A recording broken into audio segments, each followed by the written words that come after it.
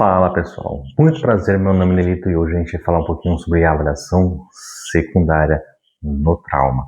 Olha só, quando a gente fala de avaliação secundária, é uma avaliação que ela complementa a avaliação primária, só que ela é rica em detalhes. A avaliação secundária ela é utilizada principalmente em dois momentos, tá? Primeiro momento, um paciente estável. O paciente estável, você pode fazer a avaliação secundária na cena, no local, porque o local está seguro e o paciente está estável. Porém, você pode pegar um paciente que está instável, então você vai fazer a avaliação secundária no transporte, no deslocamento do local do acidente, do incidente, até o hospital. Então, você vai fazer a avaliação secundária no paciente instável em deslocamento. Lembrando que eu vou fazer a avaliação primeiro primária, depois a secundária, porque ela é rica em detalhes. Então vamos falar um pouquinho sobre essa avaliação secundária. A avaliação secundária, ela é uma avaliação detalhada que começa, tá, da cabeça aos pés, céfalo-podálica ou céfalo-caudal. Dependendo da literatura, você vai encontrar céfalo-podálica, ou da cabeça aos pés, ou céfalo-caudal. Nesse momento, eu vou verificar e encontrar possíveis lesões na região da cabeça e pescoço, região de cabeça e pescoço, e tratando, eu encontrei alguma lesão na região da cabeça e do pescoço, eu vou tratar. Posteriormente, a gente vai seguindo essa ordem. Vamos para onde? Vai para a região de tronco. A gente vai para a região do tronco e tudo que eu encontrar aqui eu vou tratar. Lembrando que nessa parte do tronco você pode melhorar a qualidade fazendo de novo o IPPA. Lembrando que você já pode ter feito isso lá na avaliação primária, mas aqui você pode refazer e verificar agora a quantidade, tá certo? Na expansão torácica, quanto ele expande a parte torácica, tá certo? Que antes a gente verificou se ele respira, né? Como ele está ventilando, se ele está táquico, se ele está brádio, se ele está eupneico, se ele está dispneico, mas nesse momento eu posso quantificar. Antes era qualidade, agora eu posso quantificar. E só para lembrar, de inspeção, palpação, percussão e ausculta. Então você pode fazer nesse momento, tá bom? Para melhorar a acurácia da avaliação secundária. Então, aproveitando o gancho também, verifica a região do abdômen, fazendo a palpação do abdômen e conhecendo os quadrantes abdominais, porque eu preciso entender que algumas lesões na região abdominal causam hemorragias mais graves ou de repente hemorragias mais comum. Como falo comum é porque os órgãos estão mais suscetíveis a lesões. Um exemplo, lesões esplênicas. O baço e o fígado sangram bastante. Lesões abdominais causam lesões esplênicas ou hepáticas facilmente. Então eu vou sempre palpar o abdômen, mas lembrando também dos quadrantes abdominais. Nessa palpação, você muitas vezes pode encontrar um paciente com o abdômen em tábua, esse abdômen rígido. Pode ser uma hemorragia interna. Lembrando que o abdômen também não é a parte só anterior, é a parte posterior também. Então a parte de flanco é importante. Essa parte posterior aqui, ó, dos flancos, você também tem que palpar, porque o sangue ele vai acabar tendendo a ficar para baixo. Ele está em decúbito dorsal, horizontal, então o sangue vai ficar aonde? Na região inferior, na região do abdômen posterior, na região de flanco. Chegando na região da pelve, a gente vai fazer a avaliação pélvica, ver se de repente não tem uma fratura de pelve, ou conhecido como livro aberto, open book, porque muitas vezes pode ter uma fratura de pelve e pelve sangra bastante. Então, se eu encontrei alguma lesão, alguma deformidade, alguma crepitação, eu estabilizo a pelve. Antes de evoluir para a parte de membro inferior, já que você já está próximo aqui do tronco, o que você já pode fazer? Verificar também membros superiores. Membros superiores. Verificando também se tem alguma deformidade, verificando pulsos bilateral, comparando um pulso com outro e o tempo de reenchimento capilar, tá? O tempo de reenchimento capilar, que o ideal tem que ser menor do que 2 segundos. maior do que 2 segundos, a gente já abre um leque, uma suspeita. Será que não está sangrando aonde não estou vendo? Pode ser isso. Na gestante, esse tempo de 2 segundos é 3 segundos, tudo bem? Então, na gestante, não vai ser 2 segundos, é 3 segundos. E aproveite também o gancho e verifica força motora. Pede para ele apertar a sua mão, tá bom? Se tiver força motora preservada. Já verifiquei na parte do membro superior. Agora eu vou para onde? Membro inferior. E no membro inferior a gente vai fazer a mesma coisa. Palpação da região proximal para a região distal.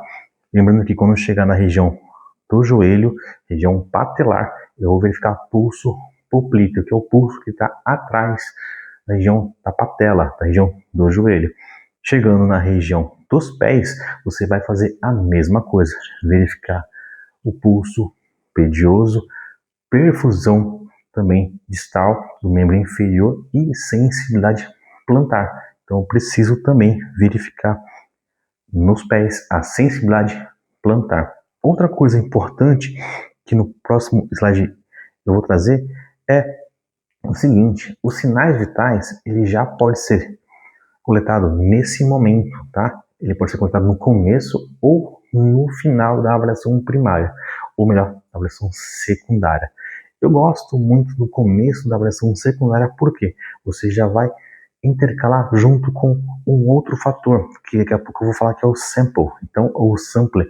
Isso é muito importante, que você vai usar os sinais e sintomas junto com os sinais vitais. Então você vai ver algumas alterações graças aos sinais e sintomas, tudo bem? Então nesse momento você pode fazer o quê?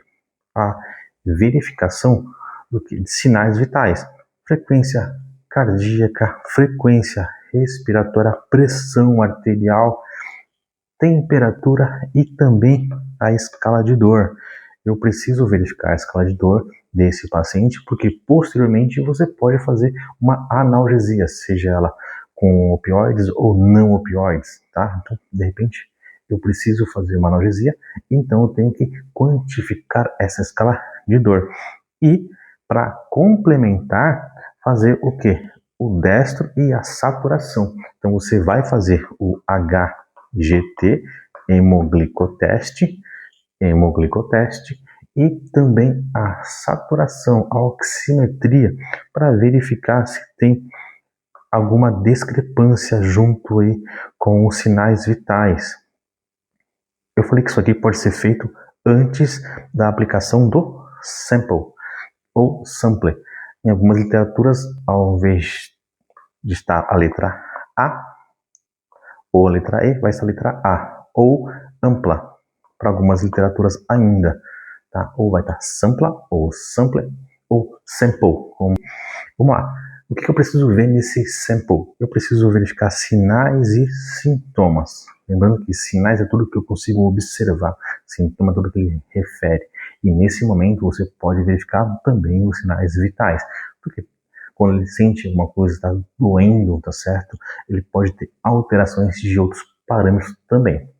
Nesse momento, você pode também perguntar se ele tem alergia. Alergia ao quê? Tá? Porque se você for medicar um paciente, ele tem alergia, de repente, a dipirona, ele tem alergia a Buscopan, ele tem alergia a tramadol, tá certo? Ou algum opioide. Então, nesse momento, você vai perguntar também se ele tem alergia. Aqui, medicamentos em uso. Ele usa qual medicamento? De repente ele usa losartana, captopril, AS. Passado médico, qual passado médico que ele tem? AVC, infarto, qual o passado médico que ele tem? Estava gestante, então verificar essas informações que é super importante também para coletar e fazer uma assistência de qualidade. Eu preciso entender para atender o paciente de fato. O próximo item é líquidos e alimento. Ele fez uso de bebida alcoólica, fez uso de algum líquido, qual foi o horário? Alimento, ele comeu a que hora? Ou está em jejum intermitente, tá bom? Então, eu tenho que pegar essas informações. Às vezes, aquela síncope, aquele desmaio, foi porque, de repente, ele está em jejum, tá? Então, aquela síncope, aquela queda tem a ver com uma hipotensão arterial, tá? Então, eu tenho que entender que isso tem a ver, muitas das vezes, com líquidos ou alimentos. Será que essa queda não foi por ingesta de bebida alcoólica? Pode ter sido isso também. E, por último, que pode ser o A no final, de ambiente, é o evento. Qual foi o evento em si? Uma prática esportiva, de repente ele estava numa academia fazendo exercício e aí ele sincopou, ele teve uma síncope por causa da fadiga do exercício, ou de repente uma má intermação, que o ambiente estava muito quente, ou uma insolação, porque ele estava no ambiente aberto, debaixo do sol. Então, qual que foi o evento em si? Então, a gente faz o sample, ou sampla, ou o ampla, dependendo da literatura, para a gente coletar dados suficientes para atender o paciente. Lembrando que a avaliação secundária ela é feita em 2 momentos. Primeiro momento, paciente estável no local. Paciente instável, tá? Segundo momento, no transporte. Então, a gente vai fazer isso em alguns momentos. O primeiro momento, o paciente estável, e no segundo momento, o paciente estável. E se você gostou dessa aula, curte, comenta, compartilha. E eu vou deixar aqui embaixo também o nosso link, o link do curso APH Dominando as Emergências. Caso você queira aprender um pouco mais de urgência e emergência, eu te espero no nosso curso. Até mais.